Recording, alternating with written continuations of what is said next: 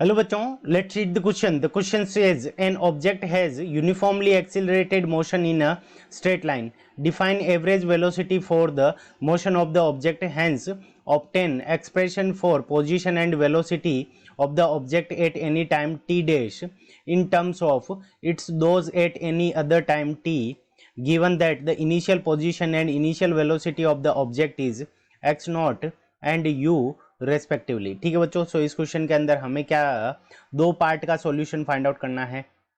पहले पार्ट के अंदर तो हमें क्या निकालना है कि एवरेज वेलोसिटी क्या होती है उसको डिफाइन करना है. ठीक है बच्चों, सो इस क्वेश्चन को करने के लिए की कंसेप्ट हम अप्लाई करेंगे.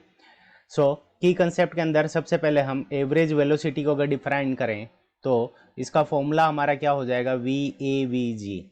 ठीक है बच्चों, a v g means average, v average, average velocity.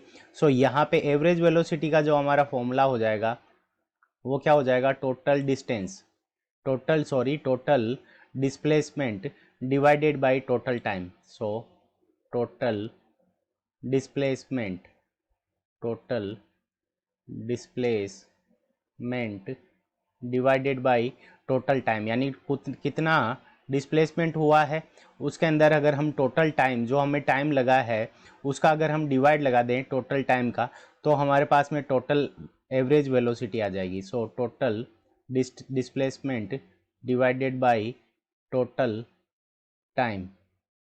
So average velocity का अगर हम फॉर्मूला निकालना चाहें, सो टोटल डिस्प्लेसमेंट को हम क्या लिख सकते हैं. सो यहाँ से हमारे पास में एवरेज वेलोसिटी का हमारा फॉर्मूला क्या आ जाएगा. सो एस, टोटल डिस्प्लेसमेंट को हम क्या लिख सकते हैं, S is equals to U T plus half A T square. ठीक है बच्चों, तो S is equals to U T plus half A T square हो जाएगा. और डिवाइड के अंदर हम टाइम पीरियड क्या करेंगे, टी का डिवाइड लगा देंगे. ठीक है बच्चों, सो टी का डिवाइड लगाते ही और यहाँ पे टू कॉमन ले लेंगे तो यहाँ से हमारे पास में आ जाएगा two U plus A T divided by two. ठीक है बच्चों, two U plus A T divided by two. अब टू यू को हम क्या लिख सकते हैं, यू प्लस यू लिख सकते हैं. So you plus A T divided by two. ठीक है बच्चों, अब देखो u प्लस ए टी को हम क्या लिख सकते हैं, फाइनल वेलोसिटी v के इक्वल लिख सकते हैं. तो हमारे पास में जो एवरेज वेलोसिटी का फॉर्मूला आ जाएगा वो कितना आ जाएगा, u plus V divided by two. So initial velocity plus final velocity divided by two, तो ये हमारे पास में क्या आ जाएगा, एवरेज वेलोसिटी का हमारा फॉर्मूला आ गया. सो एवरेज वेलोसिटी क्या होती है, total displacement divided by total time, और इसका फॉर्मूला क्या हो जाएगा, u plus v, initial velocity plus final velocity divided by two. So ये यहाँ पे हमारे पास में टोटल वेलोसिटी की इक्वेशन आ गई. अब देखो हम क्या निकालेंगे कि फिर डिस्प्लेसमेंट की और वेलोसिटी की इक्वेशन निकालेंगे. तो मान लेते हैं कि वेलोसिटी कोई ऑब्जेक्ट है, मान लो इनिशियली वो यहाँ पे था, तो इसकी ए पॉइंट पे इनिशियल वेलोसिटी u हो गई. अब टी टाइम के ऊपर ये यहाँ पे बी पॉइंट के ऊपर पहुँचा और यहाँ पे वेलोसिटी क्या हो जाएगी, v हो गई. और टी डेज टाइम के ऊपर, यहाँ पे टी टाइम के ऊपर यहाँ पहुँचा और डेल्टा टी टाइम और जुड़ा, और उसके बाद में यहाँ पे ये टाइम टी डेज हो गया सी पॉइंट के ऊपर, और यहाँ पे जो वेलोसिटी हो गई वो उसकी क्या हो गई, वी डेज हो गई.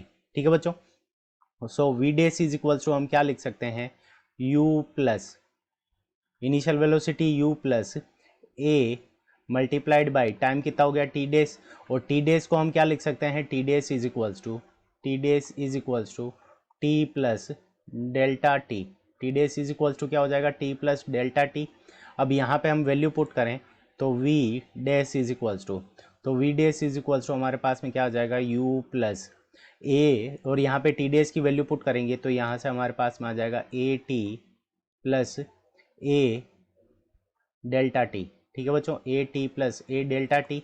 और u प्लस ए टी, यहाँ पे हम इसको किसके इक्वल लिख सकते हैं, v के इक्वल लिख सकते हैं. तो यहाँ से आ जाएगा v dash is equals to V at time T.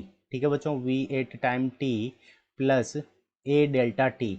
तो यहाँ से हमारे पास में इक्वेशन की वैल्यू आ गई, टी डैश टाइम पे कितनी टाइम की वैल्यू होगी, v dash is equals to v t, यानी टी टाइम के ऊपर जो वेलोसिटी है v t plus v t plus ए डेल्टा टी। तो यहाँ पे हमारे पास में वेलोसिटी की इक्वेशन आ गई। अब हमें क्या निकालनी है, डिस्प्लेसमेंट की इक्वेशन निकालनी है। ठीक है बच्चों, सो यहाँ से यहाँ तक का जो डिस्प्लेसमेंट है वो हमारा क्या हो गया, एस हो गया।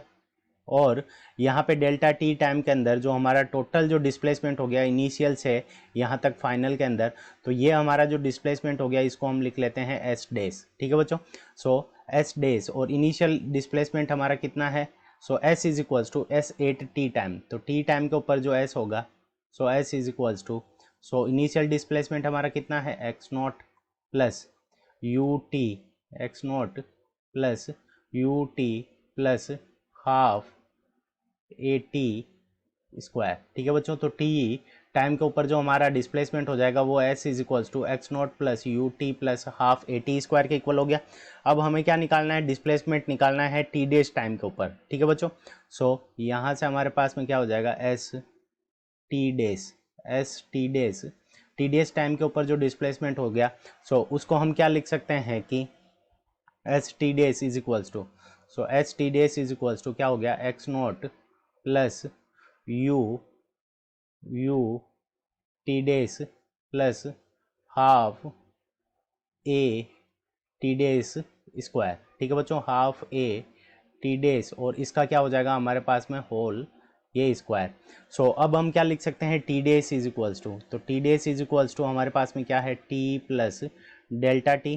ठीक है बच्चों, T days is equals to हमारे पास में क्या हो गया, टी प्लस डेल्टा टी। तो ये टी डेज की वैल्यू अगर हम इसके अंदर पुट करें तो हमारे पास में जो एस टी डेज की वैल्यू आ जाएगी, displacement at t dash time. So T dash time के ऊपर जो डिस्प्लेसमेंट हो गया वो क्या हो जाएगा हमारा, एक्स नॉट प्लस यू, और टी डेज की जगह हम टी प्लस डेल्टा टी लिखेंगे और इसको मल्टीप्लाई कर देंगे तो U T plus u delta t plus half A multiplied by T plus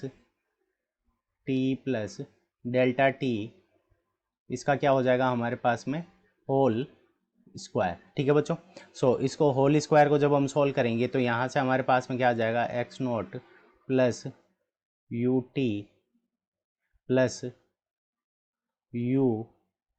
u delta t plus half a से हम क्या कर देंगे, अंदर मल्टीप्लाई कर देंगे तो हाफ ए, फिर यहाँ से क्या आएगा, T square plus half A multiplied by two T delta t plus half A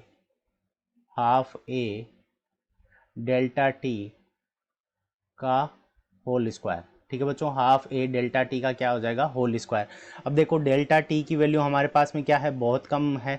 so delta T का स्क्वायर जो होगा वो हमारा क्या हो जाएगा, ऑलमोस्ट इक्वल्स टू क्या हो जाएगा, जीरो के इक्वल हो जाएगा। तो इसको हम क्या कर सकते हैं, नेग्लेक्ट कर सकते हैं। So x not plus U T plus half A T square, इसको हम किसके इक्वल लिख सकते हैं, तो एस टी के इक्वल लिख सकते हैं।